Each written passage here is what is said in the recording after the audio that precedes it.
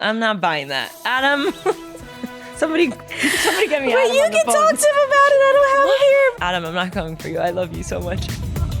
I'm Jacqueline Coley. Welcome to Scene on the Screen, where we sit down with the people behind the stories that move us and ask, what have you seen on the screen that made an impact? My guest today is Adria Arjona, the star and executive producer of A24’s action thriller, Onslaught.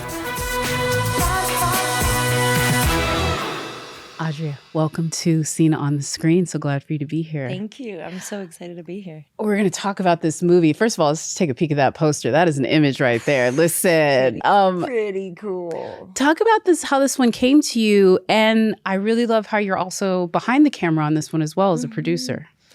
It came through me like just a regular sort of, the director would like to meet you. I read the script and I was like, whoa, hold on a second. What is going on? Because Adam's brain is just, I don't know. I think the way that he makes movies, they're very visual. They have a beat to him. And obviously when you read them, it doesn't have the Adam element just quite yet. So I met with him and he was gracious enough to let me in his brain for about an hour and a half. And I had the best time and I was like, I'm in.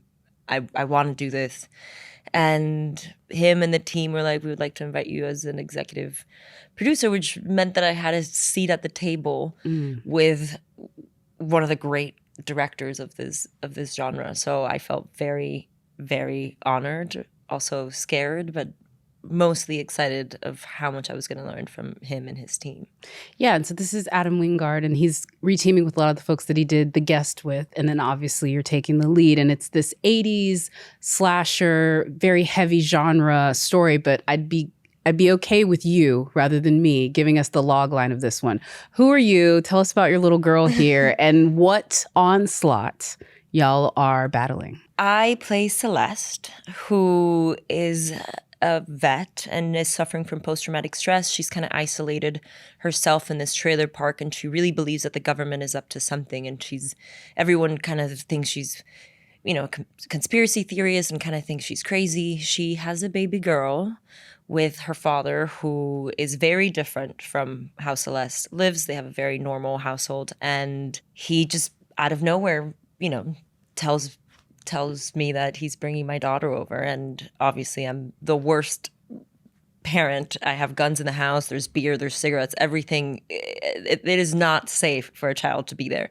So you're basically what would normally be like absentee dad character a little bit. Yeah, a little bit. I mean, she's present, but just not this weekend. Like she just wasn't ready for it. And she always knew that they were up to something.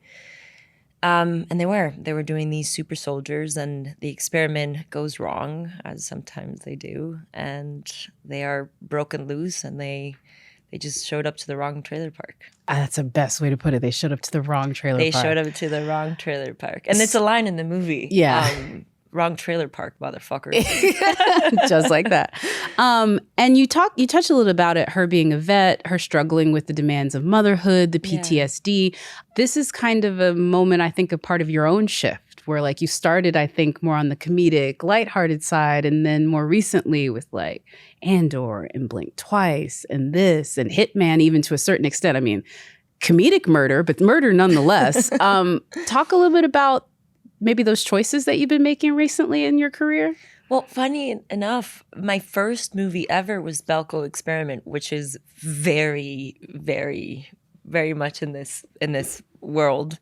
So I think this genre, or hopping in between genres, has allowed me not to be stereotyped. It's kind of saved my career, I think, as a Latin woman.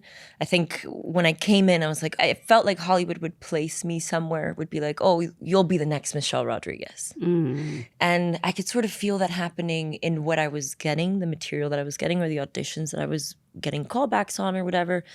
And I think Michelle is amazing and deserves her own spot. And I think every Latin woman, and I think every actress deserves their own spot and not to be compared. So I kind of decided to go a little bit more offbeat, and I think just hopping in between genres has helped me play different women. And this is a continuation of your work as an EP. You, of course, worked with Lord and Miller on Los Frikis, as well as Splitsville. So what's the most satisfying part about being producer as well as acting in the projects that you're in? I think being able to have a seat at the table and having conversations, learning about what I think I'm a tiny little piece of the puzzle. I come in quite late. Actors tend to come in late. Everything's already sort of laid out. You're showing up to a set and you're performing this piece. But there's so much more that happens before, and there's so much more that happens after. And I think my favorite part of filmmaking, or what has become my favorite part of filmmaking, is the prep and dissecting and figuring things out. I have a very problem-solving brain. I'm not strategic, so I'm horrible when it comes to career decisions as an actress. I think your filmography belies that. But I don't go, oh, if I make this movie, then that'll mean that I get that movie and that movie. Like, my brain doesn't necessarily function like that. I wish it did, but it doesn't. But I do love problem solving. So I love getting a script and being like, oh, how can we make this better? I mean, with this movie, Adam was like, I don't remember what we were talking about, but I was like, man, I think that we're missing a beat between me and my daughter in this movie. I think we're missing a beat. And he's like, really? You think so? And I was like, yeah, let me come back to you. And then I went home. I sort of wrote a little rough draft of what I thought was missing. And then I'm a horrible writer, so I just sent it as a voice note. I wasn't courageous enough just to send it as a note. And he was like, wait, hold on. I love it. Wow. And I was like, okay. And we shot it. And he's like, I'm shooting it because it's going to make the movie. I don't shoot anything. He's very meticulous and prepared, and he knows every shot. He has the music to every sequence beforehand. There's a lot of great music in this one. Great music. So he's like, oh, we're shooting it because I'm not being like, oh, I'll pamper her ego. She's like, this is a great idea. We're going to shoot it. And then when he sent me the trailer, the scene is in the. It made that's the little. trailer. Oh my gosh! It's the burrito moment, and Adam loves that scene, and I love that scene. And if I wouldn't have been an executive producer, I don't know if that would have made it in the movie. See, that's the perfect reason why it needs to happen more. All right, we're going to dive into some of the things that you've seen on the screen. Don't worry, these are quotes that I'm pretty sure you're going to recognize.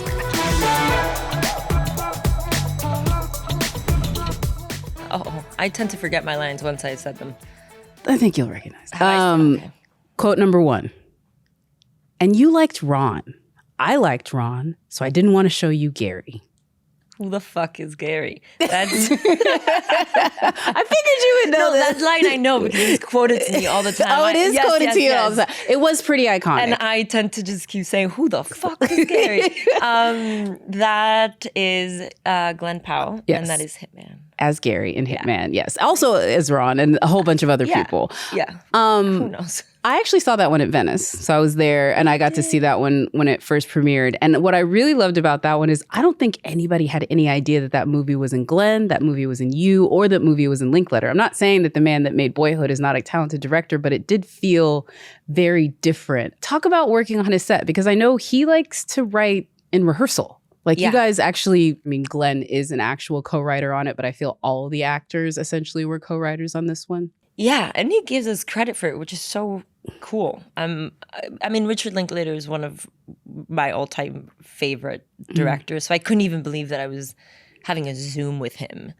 And the script that was sent to me was kind of like, there was a skeleton of Madison, and so I came in kind of prepared, knowing that he likes to write with his actors. And I'm like, how am I pitching ideas to Richard Linklater right now? Oh my God. And yeah, you sit down in a room, you eat breakfast, lunch, and dinner together, and it becomes this really cool conversation where not only are you writing a script, but you're also getting to know each other and building trust as you're kind of rehearsing and creating something together. Because in order to pitch an idea, I'm like, well, Rick, this one time this happened to me, and all of a sudden we're sharing some of our deepest, darkest secrets to pitch an idea or whatever it might be. And I told Rick early on, I was like, I love to improv. I don't know if I'm your girl. Like, it is hard to keep my mouth shut on set. Like if I have an idea, then I just want to go with it. And he was like, no, as an actor, you need to learn how to be flexible and work with every sort of style of director. And I was like, you know what, you're right. So you pitch everything, you improv everything, you try everything, but there is no questions on set. Everything is already figured out. Every beat is figured out. Everything has already been previously marked. You know where you're going. You know what you were saying. And I think because it takes so long to get there, I've never been more at peace. I would rap and I would go home and put my face on the pillow and not have a single, oh, I wish I would have done that. Oh man, I wish I would have done this. It was so relaxing. I was like, great. We exhausted every option in the process. And it was really refreshing. And then I went to Andor and I'm like, yo, Tony Gilroy, so I got some ideas. He's like, nah. I mean, you relax. To be fair, I can't keep the character name straight on that. I don't know how you could you know what I mean? I get how that was that feels like an ant you have to just keep contained in that thing. Yeah. You know what I mean? Also, it's Tony Gilroy. I mean, I would, if I were to add a "the" in one of his sentences, I messed it up. Wow, he knows. If I add a comma, if I add a question, if I add anything to or touch his writing in any way, I'm doing myself a disservice. That's fair. And I think the second that you read his scripts, you realize it. Andor is an incredible show. For that reason, I think, one of the things I want to talk about with it, because you got to play the femme fatale to Glen Powell before he was what we know as Glen Powell now. Yeah. That was still in the germinating of it. But this is a very classic role that a lot of cool people get to play. You know what I mean? So what was it like to do the femme fatale? It was so fun. Yeah. But I will say, because I like things a little bit offbeat, and this is not me trying to be cool and different or whatever. The whole movie is about the conception that hit men only exist in movies, and so I went to Rick and I was like, how about if we also portray the fact that femme fatales only also exist in movies? Because I've never met one. I don't know about you. No. But I've never met one. No. So I'm like, I like that idea and that concept of hitmen only exist in movies. Femme fatales also only exist in movies. So that was easier to fill in those shoes, thinking we're doing something a little different and quirkier. So I didn't have that pressure. I dig it. Next quote. I have dirt under my fingernails and I don't know how it got there. Thank God you were saying lines that I did not say, because that's Naomi Ackie in Blink Twice. Please tell me there's none of my lines. No, I mean, shush, you don't know. I think Naomi Ackie might be one of the best actresses of this generation. And it's also, I was with her the other day, and I was like, it is so hard to act in front of her. She's so good that I'm just really good. She's really good. I just get mesmerized in her performance. I'm like, what are you doing? How are you doing this? That it was hard for me to be present with her. I'm like, sorry, I'll focus. I'm a big fan of that movie, actually. I know that movie back when it was called, and we can bleep this out, but when it was still called Pussy Island. I remember that is always going to be the name that of that movie. What isn't it though? Isn't it though? That's what Sorry, I call it. I'm just going to go ahead and say it. That's a whole other story for a different day. People were afraid of the P word, and so it got changed to still a great title. A great title, yeah. But it had more oomph. But talk about working with Zoe and Naomi, and what I would say was a meritocratic set. This was a set where many of the heads of departments, the lead actresses, and this entire, I think, story was built around the female experiences. And it didn't matter that you had some of the biggest It Boys or former It Boys, whether it be Christian Slater or Kyle. Christian Slater will always be an It Boy. He will. He's always an It Boy. Or Channing Tatum. Do you know what I mean? You had all these men, but that was just such a female-led set. And not only that, I mean, it was a female-led set. I mean, Zoe, our director and also producer, she directed that movie with a whole Spanish-speaking crew, which I think not a lot of people know that. Oh, I didn't. And that is, not only are you doing this movie, is it your first movie? It's a hard movie to pull off, I think, for any director. I think she killed it. And on top of that, she did it in a language that wasn't hers. I loved working on that movie. Naomi, I think, is, like I said, one of the best actresses, Alia, I mean, they're so funny, and it was one of those movies where it's so dark, but the second they called cut, we would all laugh it out or hang out, and it still felt light, even though the story we were telling was so dark. It just felt like everyone just kind of had each other's backs, and we would lighten the mood and kind of have some fun. Talk about getting ready for it, because even in the story, you play a very physically intimidating person, and then there's a ton of stunts in it. I think it was a lot of discussion about rhythm. English is my second language, and I think Zoe had a very specific rhythm of the way that she wanted Sarah to speak. So she really had to guide me through that a lot more than I think any director has guided me through that, because there was a very specific sort of, I don't know. I can't even do that. But she's like, can't now. Like all that little thing. I'm like, I don't speak like that. And I think neither does Zoe, but I think she really had to guide me. I do think a former reality star, they do have that. Like, do you know what I mean? Like, she was. And I don't really watch a lot of reality television, so I didn't quite. And I came in late, so I try to watch as much as I could. But again, it's a language thing. I have a very specific rhythm because it's my second language. So that was part of it. And honestly, the training part, I didn't do much like physical training. So this is not the first. What would you say this is the most physically demanding that you've had to do? Okay. Oh my God. Yeah. Well, what, if anything, prior to this helped you prepare for Onslaught? What would you say would be the title, if you had any, that prepared you for how much you had to do for this one? I mean, Andor really prepared me for this. There was a lot of physical stuff that I had to do on that one. Even Six Underground, we trained a lot for that. Oh yeah, Six Underground was another one too. Yeah, or Triple Frontier. There was all these running sequences, so I had to do a lot of stunts and training for that.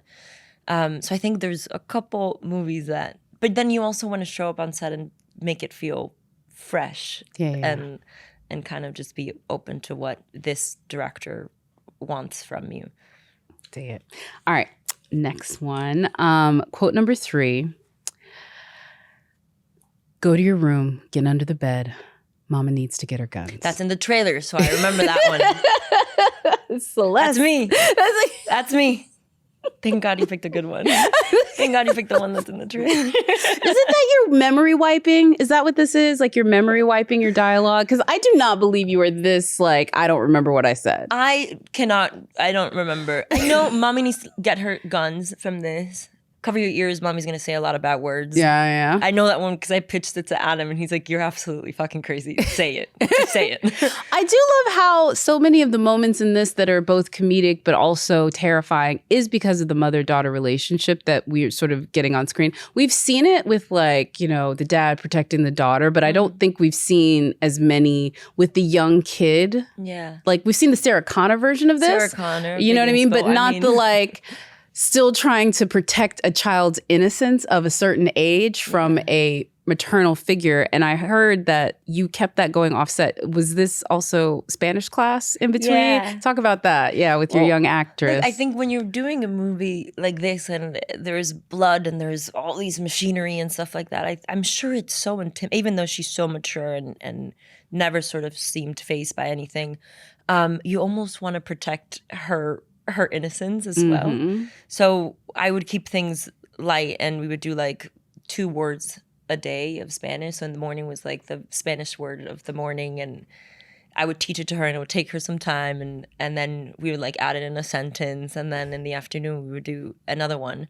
And then we would also have conversations about the blood, because she was very specific about the blood. Specific how? She was like, is that the sticky one? Is that the gooey one? I mean... Which one is that one? Is that the edible one?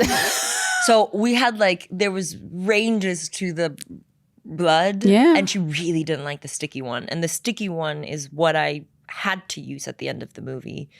So there was a lot of stunts that weren't supposed to be me, but they had to be me because she wouldn't do it with my double. Wow. She only could do the sticky blood if I was the one doing it. She only felt safe. That just upped your stunts. Your stunts a lot. And by the way, it was fine. It was more of like I had to train a little bit harder for that, and I had a great Bethany. I had a great stunt double who like really guided me through it, because I'm carrying a kid while running. I'm like, how do I fall to protect her? So even that helped me even get into character, all those conversations about just keeping Blake safe, making sure that, you know, we use her the least as possible, and that I would use, you know, her double the most that we could. So being in those conversations also kind of made me bond more with her. It made me feel even more protective I love towards that. her. Very well done, whether it was your lines or someone else's. We're going to move on to the trivia questions. Okay. The panic. There's no panic, I swear. Trivia question number 1. True or false? 50-50 shot here. Okay. In Andor, the trembling ground droid B2 Emo, Cassian Andor's family droid, was named after Tony Gilroy's son's dog. True or false? True. Yes. Oh my God, you almost... It's very true. And the affectionately known as B, short for BMO. Did you meet the dog? No, I never met the dog. I heard the dog is a corgi, which is kind of adorable. I love corgis, by the way. Love. Another person who was part of the Andor franchise, who I also think was obviously the heart of it, is Diego Luna. And I feel like he's such an institution in general, but I think especially among Latin film fans. God. Like, I just feel like whatever we think of him as in the greater world, you have no idea what it's like for anybody that is a fan of Spanish or Spanish language cinema. Is that correct? He's it. Huge. That's a great way to put it. You're like, so talented and so gracious, and I mean, he was the best leader that we could have ever asked for on that show. Is there anything from him being number 1 on the call sheet that you took for your being number 1 on the call sheet? Which was? Diego is incredibly gracious, not only with actors but with the crew, and he's kind, even though he's having a hard day. The way he navigates tricky situations was always really impressive to me. He's a director at heart. He's a great director, and the way that he listens to directors is also really humbling. I'm like, wow, you know how to shoot this. Yeah. And yet you're just sitting back and allowing somebody to tell you. I don't know, I always found that interesting. He's a very kind person, and also how he balances his sort of personal and professional life is also, he's the best dad. Yeah. I'm like, Diego, you don't sleep. You're producing this huge show. It takes 9 months, and he's like, "What time is it? I gotta go cook. He does cook. I gotta go cook dinner for my kids. He does cook, and I gotta put them to bed. Like, that is his. Andor was his priority, but his family is always number 1, which I admire. Another thing that he talked about, and I think all of the names I'm about to say have talked about, is he was sort of the first one with Rogue One, but very much ushered in this moment, whether it be him or Isaac and now Pedro and yourself. Yeah. Talk about being part of that sort of like Latin legacy within Star Wars.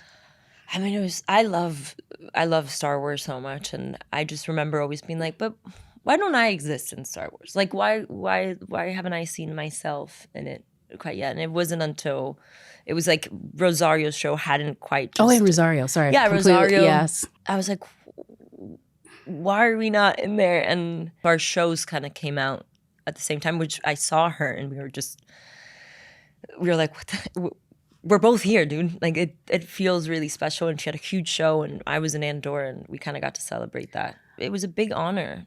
And there was a lot of, it was like, who was number 1 and who was number 2 to be like the first. Or I'm like, who cares? We're now here in multiple, and we're here, and we're, playing great parts. Huge and leading parts. Yeah. It was the biggest honor. I remember when I got that. That was probably one of the craziest moments, because Tony, the way he went about it was very funny. And he scared me there for a second, but he gave it to me in the room when I was auditioning. Oh, wow. Yeah. That's amazing. There was like maybe 2 extra beats of silent that I have held on to, and I really don't like him for those 2 beats. I've moved on. I can tell. I'm working on it. I don't think working so. on it. But my whole heart just dropped. Because when there's silence in a room, you just know it's not. You don't think it's good. You don't think it's good. And I was like, and I had already messed up. And I was like, I messed up. Can I do it again? And he was like, yeah, you could do better than that. And I was like, okay. I do it, finish the scene, and just silence. And I'm like, and more silence and more silence. And then he looked up at me. He wasn't even looking at me. He just looked up. He's like, welcome to Star Wars, kid. I'm like, oh, that's adorable. It was so sweet. And then he introduced me to everyone in the office as the newest member of Andor. One thing about Andor that doesn't get talked about, because it is like moving history and because we were kind of trying to get back to a place, there was a lot of time jumps with it. How did you approach that as an actor? Because you had to do like basically in a totally different time frame than what you did in season 1 when you came back from season 2. How did you get dialed back in? That was a big challenge. I'm not gonna lie. It's probably one of the hardest challenges I've had as an actress, because not only are you jumping time, the story that you're telling of that character is just that one moment since that time jump. So there's so much that has happened that you've got to tell in kind of such a short time. So I think simplicity and just keeping things really specific saved me. I started the show overcomplicating everything. I was like, okay, and then she's gone through this and that, and I made this whole world, which I think in prep helped me to simplify it. We could have all easily overdone it, but Tony Gilroy wouldn't have let us. And I just remember Tony being like, you got this, you got this, you got this. He was my biggest champion and would just keep writing things to challenge me. And it was because he believed in me. He was the first person, I think, in this industry to be like, I got you. Because I would always be like, no, I don't know if I can. He said, yes, you can. So he was my first champion. So I learned a lot from him. I learned a lot from the process of filming it. I had never done a season 2 of anything, so coming back to something also was interesting. So yeah, working at that level, at that scale, going into, Thomas Crown and now Man of Tomorrow, yeah, it definitely helps you, for sure. I dig that. And you better bet that the first person I'm calling is Tony Gilroy if I should take these jobs or not. Oh, wow. I love that. He is my North Star. Oh, I love that. That's great. Mentorship is so huge in this industry. Trivia question number 2. A significant portion of the dialogue in Adam Wingard's The Guest was improvised. Nope. No, that's false. No way. Nope. It was actually... It was Wingard's first film not to utilize actor improvisation, marking a departure from his previous, I guess, his mumblecore films, which is what he kind of made his name for before that. Since it is so dialed in, and it is like it's a world he's already played in, because I hear Onslaught, although it's not a sequel in the sense, it's in the same world. Yeah. How does that sort of work? Does he talk to you about how it fits in with the other world, or you just assume this is part of his playground? We kept it pretty Celeste. Like there was certain things that I didn't know they were doing with like Dan or Drew or all this stuff, and then I would watch dailies. I'm like, what? Because obviously I'm not in those conversations, right? That's them making decisions, Drew, Adam, and they made some very cool choices. I think it's interesting too, this moment that we're having right now in horror, and then moments we've had before with like Danny Trejo and Machete, Selma Hayek and Dusk Till Dawn, and everything that Robert Rodriguez and even Michelle did. But now you and people like Indy from Obsession are now part of this sort of like Latin horror icons. A lot of Final Girls even in that. That's cool. What do you think about your counterparts and like, you know what I mean? Like that part of it. Because I do think, especially right now with you and Indy, this is kind of a cool moment. It's a very cool moment. I got goosebumps. It's really special. I mean, we get to play women that maybe we wouldn't necessarily be cast in other movies. We get to push the boundaries more, I think, when you do genre. And it's so fun. Yeah. You can really just go for it. Definitely. And just be whatever you want to be. I mean, her performance in Obsession is amazing. And I just got to do things that I would never necessarily do or I've never really been allowed to do. Yeah. And it felt so liberating. Is there a particular John Carpenter movie that he made you watch, that Adam made you watch? No, he really focused on Alien and Terminator. Okay, Terminator like and Alien. Alien, Terminator, and I was like, okay. That's very the energy of this movie. I can see that very, very much so. Yes. And Sarah Connor. Yeah. Badass And mom. by the way, Adam, I think another thing, he always has the score of the movie, like I said before. So that was something that I would have before every sequence. Most of the stunt sequences, I had the music prior. So there was kind of like this beat that he like sinks into you. So when you're doing it, he's not playing the music, but I've heard it so much that you're like, okay, I kind of know and understand the beats, which I thought was gold. I've never worked like that, which I thought was really cool. I dig it. Next final trivia question. True or false? The layout of the trailer park in Onslaught was inspired by the Colosseum in Rome. What? True or false? The layout of the trailer. What? Is it true? Yeah. They were positioned in a ring shape. Because it's the easiest way to film it.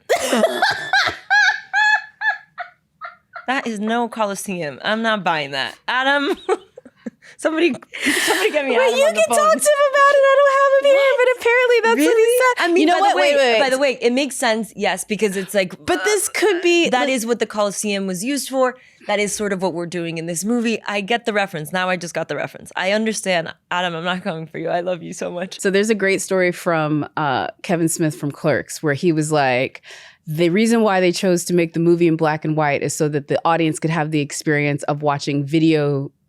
Like at that time, if you were inside a video store or a 7-Eleven, the video cameras that they would use would always be black and white because it could be cheap and recorded over. And so when critics saw the movie, they're like, that's why he chose to do it in black and white. And Kevin Smith was like, I chose to do it in black and white because it was easier to process. But after I read that quote, the reason why we did it. So I don't know if it was your thing. I have a friend that he said this quote today, so I'm going to quote him. Was like, art is how you talk about it. Yeah. And I was like, oh, that's actually really interesting and very profound. True and profound. I mean, listen, no one told me that. I'm going to call him the second I get out of here. I'm like, did I just butcher your creative If it's true, process? Send us a little video being like, all right, so we'll put it in the... I think it is true because Adam, it 100% is because Adam thinks like this. But I also love the idea that it's both. I just walked in and I obviously did not look at the trailer park and go, I'm at the Coliseum. If you watch the movie, yes, you're at the Coliseum. I was gonna say, it's a gladiator fight. Yes, and there's a lot of blood. Yes, it's the modern day Coliseum. But did I see that when I was filming? I think this so much. I want to know. Oh my God. Sorry. No, you're good. This is great. There are people from The Guest and his previous work that's in here, like Dan Stevens. But in general, this is just an incredible ensemble cast. Rebecca Hall. We already talked about Miss Kennedy, the girl that plays your young daughter.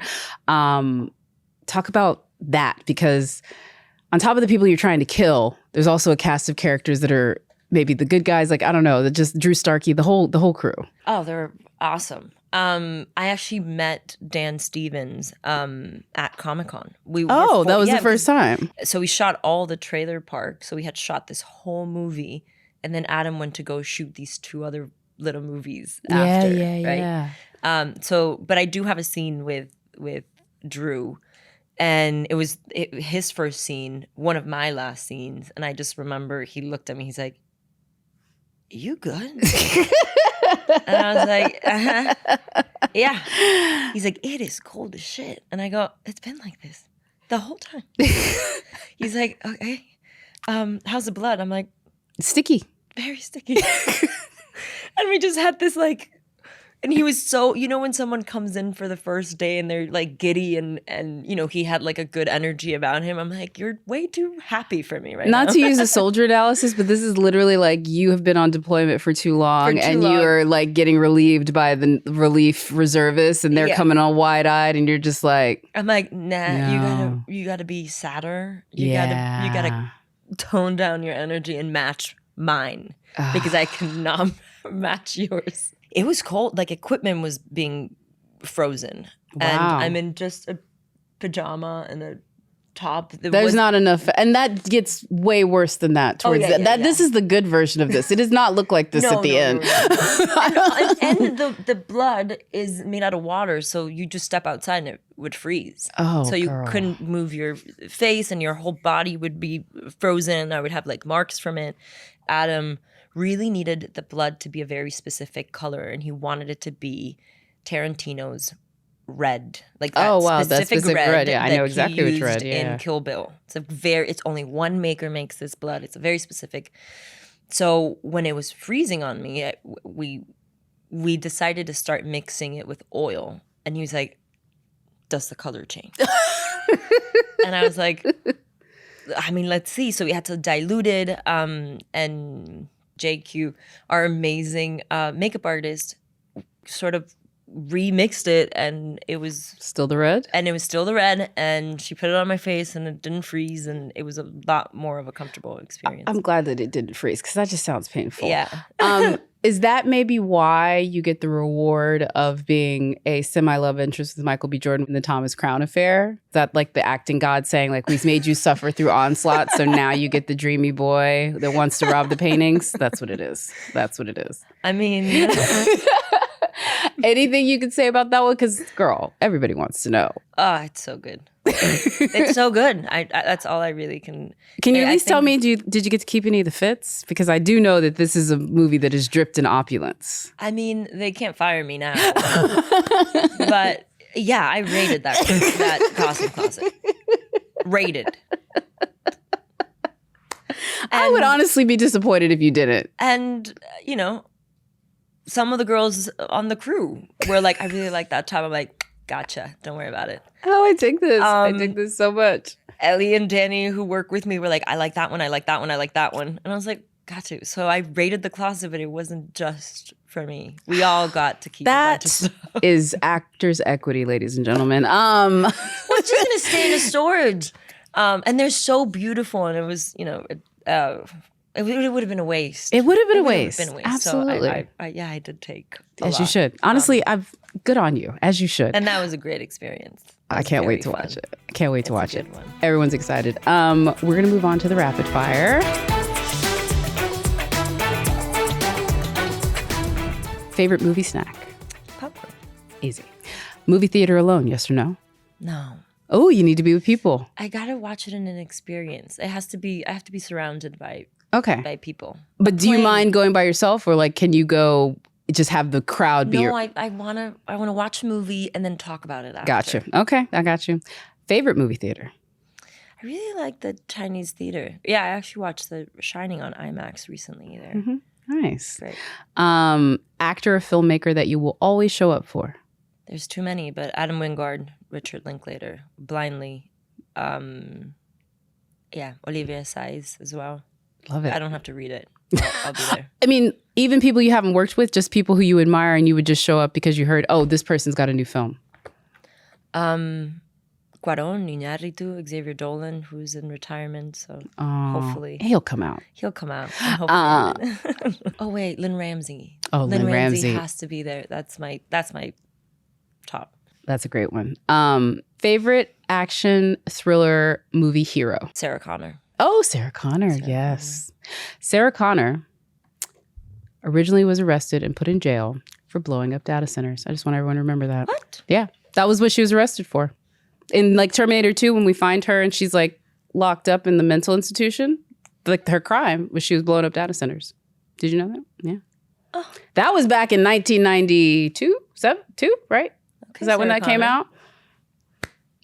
That's all I'll say. Final question. As you look back on your career, what is the movie that made you realize that this is what you wanted to do? I'm going to sound like a broken record, but I think the second my dad showed me Cinema Paradiso, I understood the love of cinema, and I shared that. Good one. That's a really good one. Also, cinema and music. I love the music in that one as Ennio well. Morricone is, rest in peace. I went to go watch him in Budapest in one of his last concerts, and it like blew my mind. That's so crazy. I'm going to say this, but I think I'm wrong. His only Oscar is for the Tarantino movie, right? I'm not sure. I think it is. but I'm going to check. Somebody He check should have me. more. He should have more, but I'm so like, many. I think that's right. Excellent job, ma'am. Thank you. Thank you so much for Thank being you here, so and much for congratulations having on me. Onslaught. I can't wait for folks to see It's it. a badass movie. I'm really excited. Onslaught in theaters September 4th. Get tickets now. To watch the movies discussed in this episode and more, head on over to Fandango. Seen on the Screen with Jacqueline Coley is a Universal Entertainment and Fandango podcast. Thank you to our producers, Dwight Keynes, Fabian Castro, and Camille Holmes Bonilla. This has been a Straw Hut Media production with original theme music by Shirley Song.